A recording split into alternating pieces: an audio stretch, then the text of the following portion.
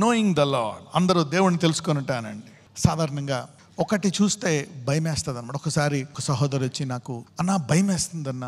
ఎందుకు అంటే, ఒకసారి భర్తకి హార్ట్ అటాక్ వచ్చింది, ఇక భార్య అప్పటి నుంచి కచ్చకచ్చ వణుకుపోతుంది. ఏంటంటే వాళ్ళకి జరిగింది నాకు కూడా జరుగుతుంది, ఎవరికైనా ఏదన్నా వచ్చినా మనందరికీ అలా జరుగుతుందేమో అని భయం ఉంటుంది. అది మానవుడికి ఉండేటువంటి గుణం.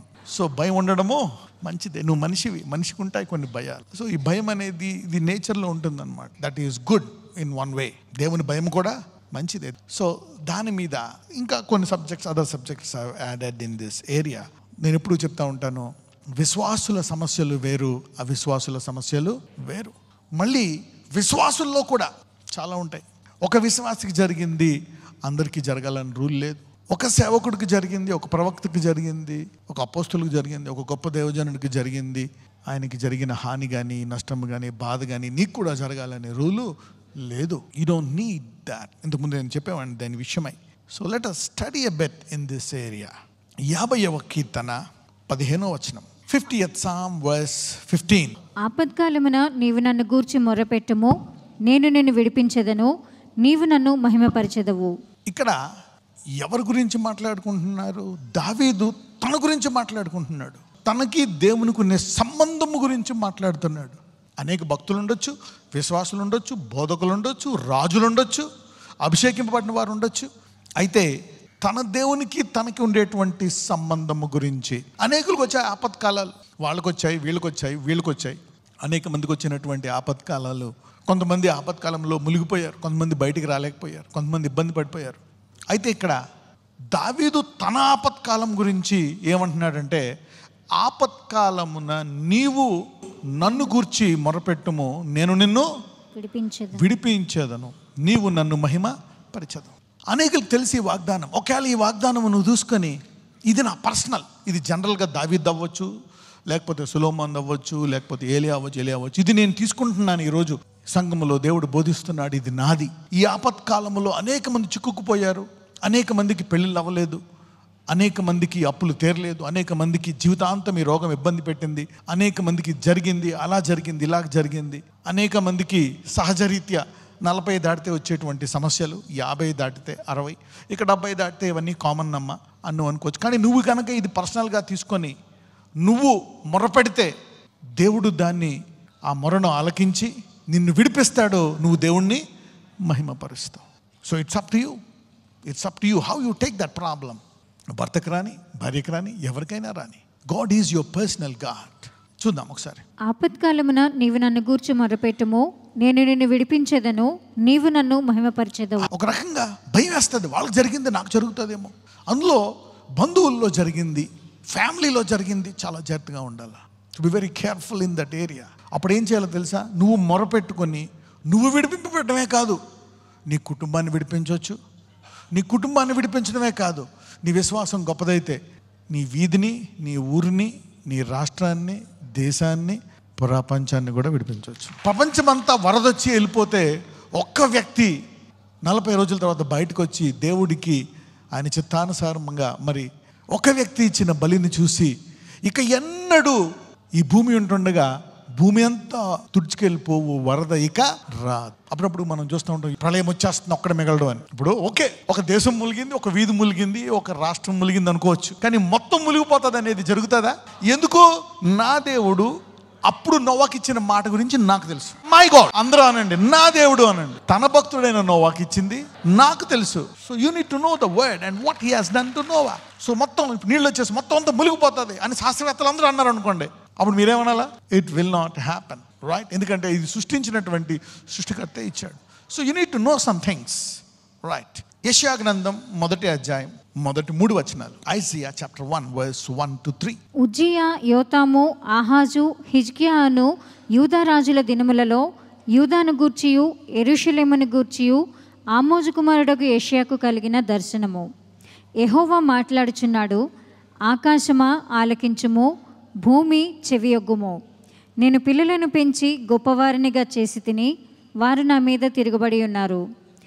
ఎద్దు తన కామందునెరుగును, గాడిద తన సొంతవాని దొడ్డి తెలుసుకొనును. ఇశ్రాయేలునకు తెలివి లేదు, నా జనులు యోచింపరు. ఇంగ్లీష్లో ఇంకొక మాట ఉంటుంది, అంటే the ox knoweth its owner. ఆ గేదెకి తన యజమాని ఎవరో తెలుసు. The ass his master scrape. ఆ గాడిదకి తన యజమాని ఎవరో తెలుసు. But Israel doth not know. ఇజ్రాయెల్కి నేను ఎవరినో తెలీదు. అంటే తన యజమానికి ఎద్దు తన కామందు నెరుగును, గాడిద సొంతవాని దొడ్డి తెలుసుకొను, ఇజ్రాయేలుకు తెలివిలేదు, నా జనులు యోచింపరు. మై పీపుల్ డోంట్ నో మీ. ఇదేంటిది, నా ప్రజలు నా గురించి ఎందుకు తెలుసుకోలేదు? ఒకసారి మనం దేవుడిని అడగాల. God, what I going to do, what should I do? ఒక వ్యక్తి ఇలాగే నేను తెలివైనోడిని అనుకొని తన భార్య ఇద్దరు కూతురులను తీసుకెళ్ళిపోయి మోయాబు దేశానికి వెళ్ళిపోయాడు. ఎందుకంటే అక్కడ ఏమొచ్చింది? కరువు. ఇక్కడ అందరూ చనిపోతారు, వీళ్ళందరూ కాదలరు అని చెప్పి వెళ్ళిపోతాడు. వెళ్ళిపోయిన తర్వాత అక్కడ అతనికి నష్టం వస్తుంది, కష్టాలు వస్తాయి, బాధలు వస్తాయి. తుదకు తిరిగి మళ్ళీ ఈ కుటుంబం వెనక్కి వచ్చేస్తుంది. వెనక్కి వచ్చినప్పుడు వాళ్ళకి ఏం తెలుస్తుందంట? ఆ కరువు కాలంలో దేవుడు వాళ్ళకి ఏమి ఇచ్చాడంట? భోజనం పెట్టాడంట అద్భుత రీతిగా. అందుకే ఆ 40 సంవత్సరాల అద్భుతాలను జ్ఞాపకం చేసుకోమంటాడు. నీ నెలకు 40 సంవత్సరాలు మీరు ఒక్క విత్తనం వేయకుండా, ఒక్క పని కూడా చేయకుండా 2 పూట్లు నాన్ వెజ్తో భోజనం పెట్టాడా లేదా? ఎడారిలో నాన్ వెజ్ అంటే పెట్టాడు అప్పుడు, right? He has given them everything, right? He's talking about Israel here. ఒక్కొక్కసారి కొంతమంది ప్రార్థనలు ఆలకించడు, వాళ్ళు విశ్వాసులే. నువ్వు అనుకుంటావు అది నీకు ఇంకా భయం వేస్తుంది. అరే ఏంటి, ఆ విశ్వాసాన్ని మొన్నే కలిసావు నువ్వు, లేకపోతే ఒక వారం రోజుల ముందు కలిసావు, లేకపోతే అతను విశ్వాసం నీతో చెప్పుకున్నాడేమో. సో మీరేమో ఏమనుకుంటారు? చాలా డీప్ మనిషి ఏమో అనుకుంటారు. సో నేను మొరపెట్టాను, నాకు జరగలేదండి, నీకు భయం వేస్తుంది. అమ్మో, ఇతనికి జరగలేదు, నాకు కూడా జరగదేమో. అవి కూడా లెట్స్ స్టడీ దాట్. సామెతలు 1వ అధ్యాయం 23 నుంచి 25. నా గద్దింపు విని తిరుగుడి, ఆలకించుడి, నా ఆత్మను మీ మీద కుమ్మరించుదును, నా ఉపదేశమును మీకు తెలిపెదను. ఓకే, ఒక వ్యక్తితో దేవుడు మాట్లాడుతున్నాడు. గుంపుతోటో, ఒక దేశముతోటో, ఒక రాష్ట్రముతోటో, వ్యక్తితోటో. నా గద్దింపు విని తిరుగుడి, ఆలకించుడి, నా ఆత్మ మీ మీద కుమ్మరించుదును, నా ఉపదేశమును మీకు తెలిపెదను. నా ఆత్మనిస్తాను, నేను మీతో మాట్లాడతాను అని దేవుడు. ఒకసారి మనము గద్దింపు అంటే ఏ స్టేజ్కి వచ్చినట్టు? ఒక రకంగా కొంచెం సెమీఫైనల్స్కి వచ్చినట్టు కదా. ఫైనల్స్ కాపోయినా కానీ pre finals. Okay, so half year league దాటిపోయింది అనమాట. ఇంకా గద్దింపు మనం ఏం చేస్తాం? పిల్లల్ని ఫస్ట్ ఇది చెప్తాం, గద్దిస్తాం. అది కూడా కాకపోతే తెలుసు కదా. సో చదవం 25 వరకు. నేను పిలువగా మీరు వినకపోతిరి, నా చెయ్యి ఇక గద్దించాడు. నేను పిలవగా మీరు వినకపోతిరి, నా చెయ్యి చాపగా ఎవరునూ లక్ష్య పెట్టకపోయిరి. కొన్ని రోజులు, కొన్ని నెలలు, కొన్ని సంవత్సరాలు, మేబీ ఒక 2-3 దశాబ్దాలు ఆయన ఆ విషయమై వార్నింగ్ ఇస్తున్నాడేమో, ఆ విషయమై చేయి చాపుతున్నాడేమో. ఎవరునూ లక్ష్య పెట్టపోయారంట. చదవండి. నేను చెప్పిన బోధ ఏమియు మీరు వినక త్రోసివేసితిరి, నేను గద్దింపగా లోబడకపోతిరి. నేను చెప్పిన బోధ ఏమీ మీరు వినక త్రోసివేసితిరి. ఎంత చెప్తున్నాను, ఎన్ని సంవత్సరాలు, మేబీ ఒక దశాబ్దం నుంచి 2 దశాబ్దాల నుంచి. తన బిడ్డలకి, ఎవరికి? అన్యులా? తన బిడ్డలా? They are his own people. యెషయాలో ఎవరి గురించి మాట్లాడుతున్నాడు? ఇజ్రాయెల్తో. ఏ ప్రవక్త ద్వారా మాట్లాడుతున్నాడు? యెషయా ద్వారా మాట్లాడుతున్నాడు. ఏమని? నా ప్రజలకు నా గురించి తెలీదు, నేను చెప్పిన బోధ ఏమీ వెనక త్రోసివేసితిరి, నేను గద్దింపగా లోబడకపోతిరి. This was for a long time. చూద్దాం ఇప్పుడు అదే అధ్యాయంలో కష్టం వచ్చింది మళ్ళా. మరి అలా జరిగినప్పుడు, జరిగే తర్వాత మీ పిల్లవాడు మాట అనకపోతే మీరు ఏం చేస్తారు? మీకు తెలుసు. సో అది జరుగుతుండగా మరి ఆ స్టార్టింగ్లో ఒకవేళ వాడు, నువ్వు అనుకున్నావు ఒక 10 దెబ్బలు కొడదామని, ఫిక్స్ అయిపోయి వెళ్ళిన తర్వాత మొదటి దెబ్బకి వాడు వద్దు సారీ అని చెప్తే ఏం చేస్తావు? వినకుండా 10 దెబ్బలు, పూర్తిగా 20 దెబ్బలు కూడా వేసేయచ్చు కదా. So you don't know how you respond. చూద్దాం, let's listen 27 to 31. భయము మీ మీదికి తుఫాను వలె వచ్చినప్పుడు. అంటే ఎవరు వీళ్ళు? ఎన్నిసార్లు చెప్పినా విననోళ్ళు. మొత్తం అన్ని త్రోసివేశారంట. పోనీ ఒకటి పాటించి ఇంకోటి పాటించడమే కాదు, అసలు లేనే లేదు. ఒక్క ఆజ్ఞ, ఒక్క మాట, everything they have set aside. చదవమ్మా. భయము మీ మీదికి తుఫాను వలె వచ్చినప్పుడు, సుడిగాలి వచ్చినట్లు మీకు అపాయము కలుగునప్పుడు, మీకు కష్టమును దుఃఖమును ప్రాప్తించినప్పుడు నేను అపహాస్యము చేసి. రివర్స్ ఉంది ఇక్కడ సిచ్యుయేషన్. ఆపత్కాలం ముందు నాకు మొరపెట్టము, నేను మిమ్మను, అప్పుడు మీరు నన్ను మహిమపరిచేది. ఇక్కడ ఏంటి? ఇక్కడ అంటే గాడ్ ఈజ్ నాట్ రెస్పాండింగ్, అంటే కోపం అనమాట. చదవండి. అప్పుడు వారు నన్ను గూర్చి మొరపెట్టెదరు కానీ నేను ప్రత్యుత్తరం ఇయ్య. అప్పుడు ఎప్పుడు అంటే ఒక 10, 20, 30 సంవత్సరాలు చెప్పిన తర్వాత కూడా ఇంత కూడా పాటించకుండా, వినకుండా, కేవలం ప్రైజ్లా అనుకుంటా, ఒక్క ఆజ్ఞ అసలు ఏమి పాటించకుండా, అప్పుడు వారు నన్ను గురించి మొరపెట్టెదరు కానీ నేను ప్రత్యుత్తరమియ్యకుందును. నన్ను శ్రద్ధగా వెదకెదరు గాని వారికి నేను కనబడకుందును. అప్పుడు ఫుల్ ఫాస్టింగ్ ఉంటారు. నువ్వు ఆశ్చర్యపోతావు, ఏం స్పిరిచువల్గా ఉన్నారు వీళ్ళు అని. ఇప్పుడు 20-30 సంవత్సరాల విధేయత తర్వాత ఇప్పుడు ఫుల్ ఫాస్టింగ్ ఉన్నారు. మొఖాళ్ళ మీదే ఉన్నాను తెలుసా, పొద్దున్న సాయంకాలం దాకా. చూద్దాం. నేను ప్రత్యేకం వెతుకుందును, నన్ను శ్రద్ధగా వెతుకుదురు కానీ నేను వారికి కనబడకుందును. జ్ఞానము వారికి అసహ్యమాయను, యెహోవా యందు భయభక్తులు కలిగి ఉండుట వారికి ఇష్టం లేకపోయాను. ఇప్పుడు దేవుడు హృదయాంతరములు ఎరిగిన దేవుడు. వాళ్ళకి ఎప్పుడు ఏం మాట్లాడుతున్నాడు వాళ్ళ గురించి? జ్ఞానము వారికి అసహ్యమాయను, యెహోవా యందు భయభక్తులు కలిగి ఉండుట వారికి ఇష్టము లేకపోయాను. నా ఆలోచన విననొల్లకపోయిరి, నా గద్దింపును వారు కేవలము తృణీకరించిరి. కాబట్టి వారు తమ ప్రవర్తనకు తగిన ఫలమును అనుభవించెదరు. ఎవరు? ఇజ్రాయేల్ వారు కాదు. దేవుడు చెప్పిన వినకుండా తమ ప్రవర్తనకు తగిన ఫలము అనుభవించెదరు. తమకు వెక్కసు మగు వరకు తమ ఆలోచనలను అనుసరించెదరు. Therefore shall they eat of the fruit of their own way and be filled with their own devices. అప్పుడు వాళ్ళు చేసుకున్నది వాళ్ళ మీదకి వస్తుంది. ఇక్కడ వీళ్ళ సమస్యలకి ఈ రకం విశ్వాసులకి తేడా ఉంటుందా?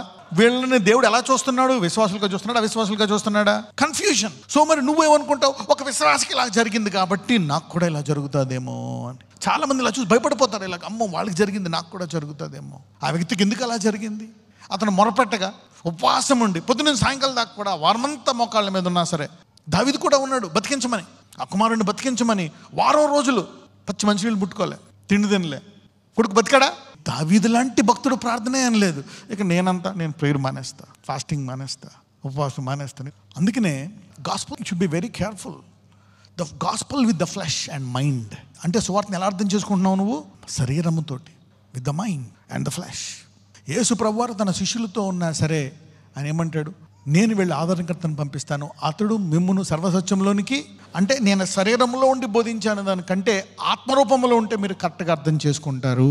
So the spirit is the key. అందుకే ఆయన సిలువ మరణము ద్వారా మనకి ఏమిచ్చాడు? పరిశుద్ధాత్మ, the holy spirit. You got the holy spirit. Be sensitive. Fasting అప్పుడు హోలీ స్పిరిట్ బాగా పనిచేస్తుంది. సెల్ఫ్ కంట్రోల్ ఎక్కువ వస్తుంది. నీ నోటిని కంట్రోల్ చేసుకోవాలా, నీ కళ్ళని కంట్రోల్ చేసుకోవాలా, నీ కోపాన్ని కంట్రోల్ చేసుకోవాలా, నీ బలహీనతలను కంట్రోల్ చేసుకోవాలా. Fasting is very powerful. Fasting will increase your focus. నువ్వే ఆశ్చర్యపోతావు, అదేంటిది నాకు ఇక వాటి మీద మనసు రావట్లేదేంటి, ఏమైంది అని. నీ లోపల దేవుడు పెట్టినటువంటి దాన్ని బయటికి తీయడానికి ఉపయోగిస్తుంది. సామెతలు 6వ అధ్యాయం 14-15. అని హృదయము అతిమూర్ఖ స్వభావము గలది, వాడెల్లప్పుడూ కీడు కల్పించుచు జగడములు పుట్టించును. ఇక్కడ ఏమంటున్నాడు? మూర్ఖత్వం కాదంట, అతిమూర్ఖ. సరే, మనం అది చేయొద్దంటే దేవుడు కూడా తెలుసుకుందాం, అది చేస్తారు. అతిమూర్ఖ స్వభావము గలది, వాడెల్లప్పుడూ కీడు కల్పించుచు జగడములు పుట్టించును. ప్రైజ్ ద లార్డ్ అంటారు, మళ్ళీ పుల్లలు పెట్టేస్తూ ఉంటారు. వారి హృదయము అతిమూర్ఖ స్వభావం గలది, వాడెల్లప్పుడూ కీడు కల్పించుచు జగడములు పుట్టి. ఇంగ్లీష్లో బాగుంటుంది ఇందులో. Frowardness is in his heart, he deviseth mischief continually. Prayer, Bible, worship, teaching, healing, mischief. ఎందుకంటే గిఫ్ట్స్ ఆర్ వితౌట్ రిపెంటెన్స్. దేవుడు ఒకసారి వరం ఇచ్చిన తర్వాత పశ్చాత్తాపడ్డు ఉంచుకో ఆ వరం జీవితాంతం అంటాడు. అయితే దేవుడు వరాలు బట్టి నీకు పరలోకంలో ద్వారం తెరుస్తాడా? ఫలాలు బట్టి. అలాగని వరాలను పక్కన పెట్టేయమంటాడా? నో. వరాలు ఉంటే ఎలాగెళ్ళొచ్చు? May you all go like Abraham, Matthew, Mark, Luke, John and the disciples and the apostles and the prophets. Okay, it's up to you. Anyway, వాడు ఎల్లప్పుడూ కీడు కల్పించుచు జగడములు పుట్టిస్తాడంట. చూద్దాం వాడి విషయం ఏమొస్తుందో. ఈ రకం విశ్వాసం కాబట్టి ఆపద వాని మీదకి హఠాత్తుగా వచ్చును, వాడు తిరుగు లేకుండా ఆ క్షణమందే నలగబడుతుంది. చూసారా? తిరుగు ఉండదంట. అంటే ఎందులో? మ్యాటర్ క్లోజ్ అవ్వడంలో. నువ్వు డాక్టర్లో మందులు, ఐసీఐ, హోమియోపతి, అలోపతి, ఎమర్జెన్సీ ఏది పని చేయదు. Ticket confirm. Okay, you cannot stop it. నువ్వు ప్రేయర్ చేయి, ఫాస్టింగ్ చేయి, ఏం చేయి. Therefore shall his calamity come suddenly shall he be broken without remedy. అంటే నాకు ప్రేయర్ చేసినా కానీ, మందులు వాడినా కానీ, ఏం చేసినా కానీ నేను దాని విషయమై, అందుకు నువ్వు అవిశ్వాసం అలా జరిగింది కాబట్టి నాకు కూడా జరిగిపోతుందేమో అనుకుంటావు. ఇదొక రకం. ఇప్పుడు ఎవరికి లోకమంతా జరిగినా నాకు ఇది జరగకూడదని ఇప్పుడు ప్రార్థించవచ్చా? నీ ఇంట్లో వాళ్ళందరికీ జరిగినా నాకు జరగకూడదని నువ్వు బయటికి రావచ్చా? భూమి మీద ఉండే భక్తులందరికీ జరిగినా నాకు జరగకూడదని నువ్వు రావచ్చా బయటికి? You can be separated. God is a creator. నువ్వు ఆయన కొడతా ఉన్నావు, నువ్వు భరిస్తా వచ్చావు, 20 ఏళ్ళు అయిపోయింది, సడన్గా సమస్య వచ్చి నువ్వు ప్రేయర్ చేస్తున్నావు, ఎక్కడ తగ్గట్లే. ఇదొక రకం. సరే, ఇది చూసి దీన్ని మళ్ళీ దేన్ని జనరలైజ్ చేయొద్దు. ఏం చేయకూడదు? జనరలైజ్ చేయకూడదు. ఇంతే అని ఫిక్స్ అయిపోకూడదు. దేవుడు ముళ్ళు పెట్టాడు, ఈ ముళ్ళు ఇంకా తీయడు, జీవితాంతం మంచికే. నో. పౌలు ముళ్ళు తీసేశాడా లేదా? ఎన్నిసార్లు ప్రార్థించాడు పౌలు ఆ ముళ్ళు కోసము? పౌలు ఎక్కడికి వెళ్తే అక్కడ ఇబ్బంది, శోధన. ఒక అపవాది ఒకడు వచ్చి శోధిస్తున్నాడంట ప్రత్యేకంగా. హీఈస్ బఫెటింగ్ మీ. అప్పుడు ఏం చేశాడు పౌలు? తగ్గించుకున్నాడు. పౌలు తగ్గించుకుంటే దేవుడు ఏం చేశాడు? ఆ ముళ్ళు తీసేశాడు. తిమోతి ఒక మంచి evangelist, is a nice person. కాబట్టి అతనికి అనేక సంఘాలతో కనెక్షన్ ఉంది. తిమోతికి ఒక మెసేజ్ వచ్చింది పౌలు గురించి. ఆ మెసేజ్ ఏంటి? 2 తిమోతి 4:5-6-7-8 ఫస్ట్ టైం వచ్చింది.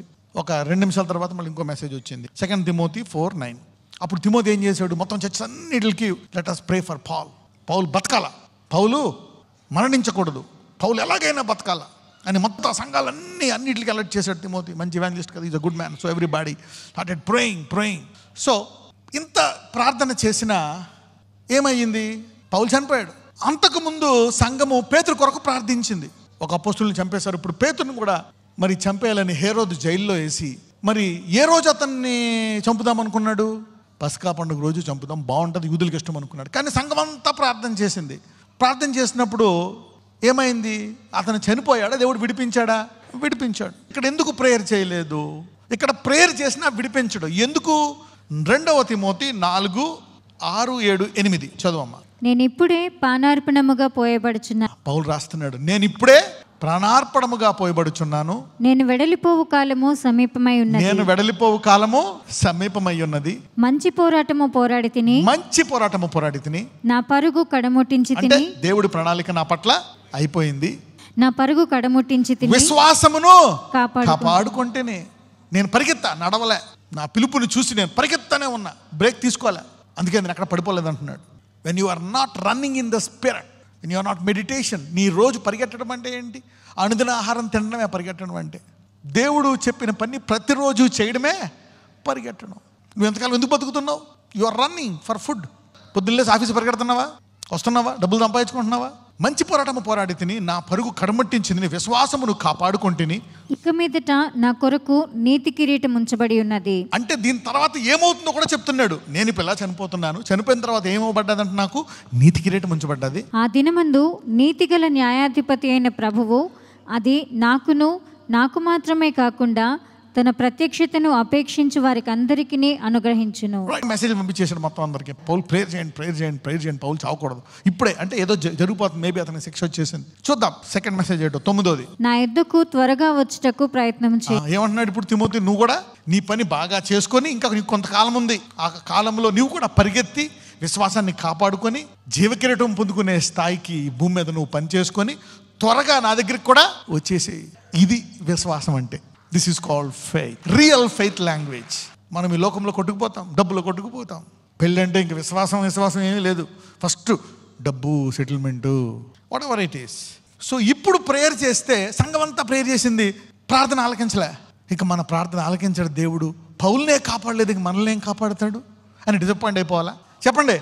ఇందాక 20-30 సంవత్సరాలు చెప్తున్నా విన్నోడిని ప్రార్థిస్తే కాపాడలేదు, ఇక్కడ పౌలు గురించి ప్రార్థిస్తే కాపాడలేదు. అసలు ప్రేయర్ ఎవరికి చేయాలి? ఏం చేయాలి నేను ప్రేయర్?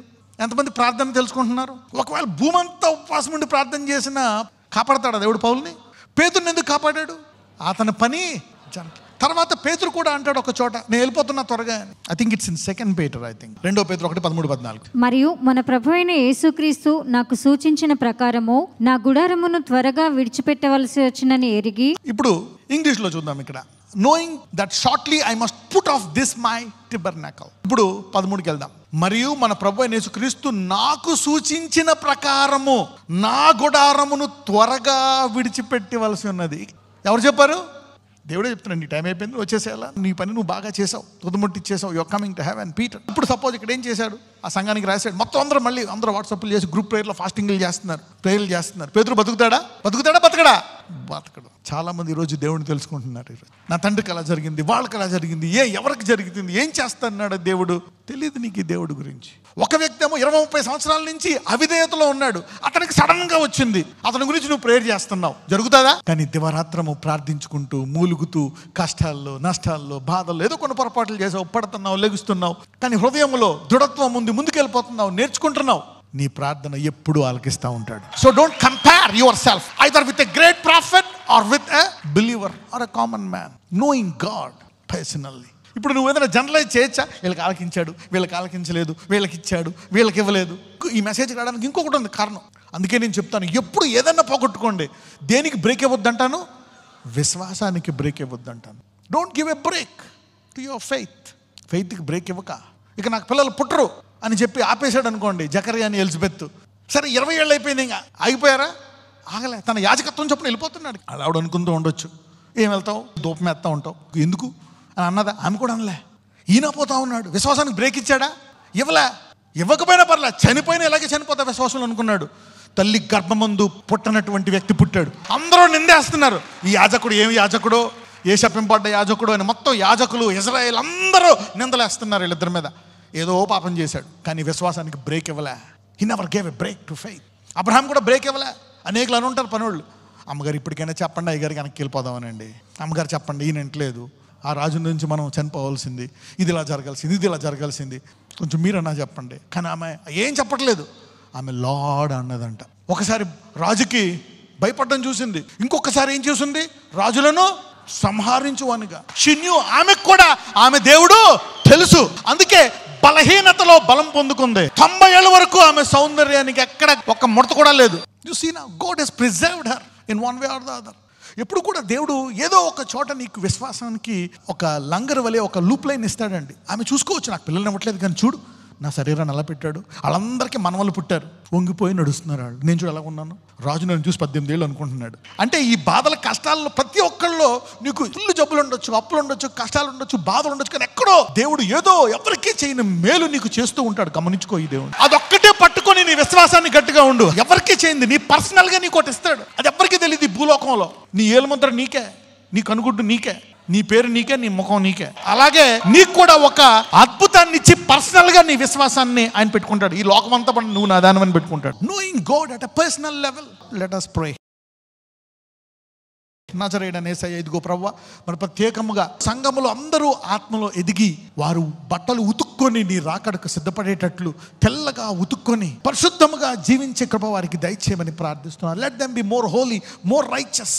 ఇంకా వారికి ఉండేటువంటి బలహీనతలను పక్కన పెట్టి పవిత్రముగా పరిశుద్ధంగా నీ వధువులే ఉండి ఆత్మ విషయమైన ఫలాలు, ఆత్మ విషయమైన వరాలు అడగండి. God give me the gifts of spirit. ఈ భయాలు నాకు ఉన్నాయి నాయన. ఈ భయాల నుంచి, పిల్లల విషయమై భయం, పెద్దోళ్ళ విషయమై భయం, చిన్నోళ్ళ విషయమై ఈ భయాల నుండి నన్ను దూరము చేయి నాయన. Put me away from these fears Lord. నాకు బతకాలని లేదు, చనిపోవాలనిపిస్తుంది. I want to die Lord. Open a door for me, open a door for me, bless me, heal me. ఈ మోకాళ్ళ నొప్పుల నుండి నన్ను తగ్గించు. ఈ అల్సర్ల నుండి, ఈ నొప్పుల నుండి, ఈ ఛాతి నొప్పి నుండి, గడ్డల నుండి, cancer, AIDS, tumour, heal me O Lord. దీర్ఘాయువు నాకు దయచేయి. Bless me, revive me. కొత్త వ్యాపార కాంట్రాక్ట్లు నాకు దయచేయి. Heal me. ఇప్పుడు దాకా జరిగింది మళ్ళా ఇక జన్మలో మళ్ళా నా జీవితాంతము నా తరాల్లో ఉండకుండా నా బలహీనతను, నా వ్యాధులను, నా రోగములను తీసివేయి నాయన. Bless my generations. నజరేయుడైన యేసు నామమున ప్రార్థిస్తున్నాము తండ్రి. ఆమేన్.